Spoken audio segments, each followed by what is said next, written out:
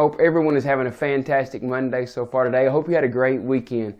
And today we're going to talk about a book called Atomic Habits by the author James Clear. In that book, it talks about how we can get to those goals that we want, but it's those goals that we want, they're actually breaking down into habits that we need to do daily to be able to achieve those.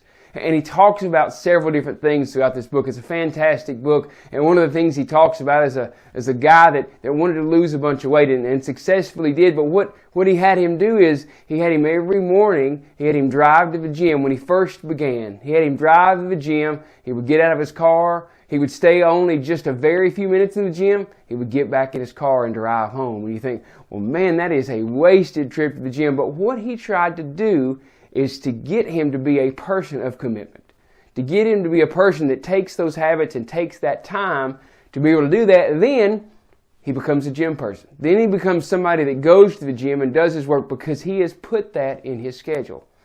James Clear talks about those habits and those atomic habits and how they should be four things, that they should be first and foremost obvious. We should be able to be aware of what we're going to try to improve from, what we're going to try to attack. The second thing he says is they should be attractive. They should be positive things that allow us to have positive feelings toward that, because if it's the other way, if it's those negative things, we'll feel negatively about that. The third thing he says, we really should make it easy.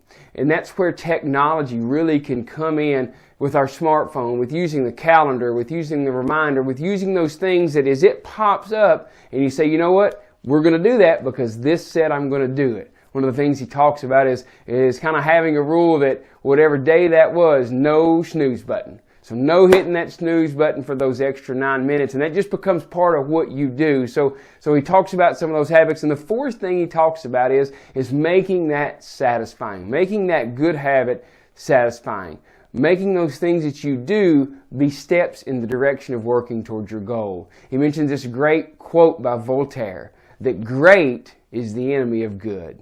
You see, so many times we feel like it's got to be a great workout, or it's got to be a great step in the right direction of a plan that you're working on, that everything has to be great, and that's not the case. Even doing good, even trying to improve that 1% better that we talked about, trying to get a little bit better each time you get that forward motion. And that forward motion, even walking, is better than going backwards. So check out that book, Atomic Habits, if you get a chance, and continue to work on those goals, continue to make those goals habits. And one tip for you is to leave today. If that workout goal for this new year is your hope, maybe the night before, make this a habit. Lay out your workout clothes.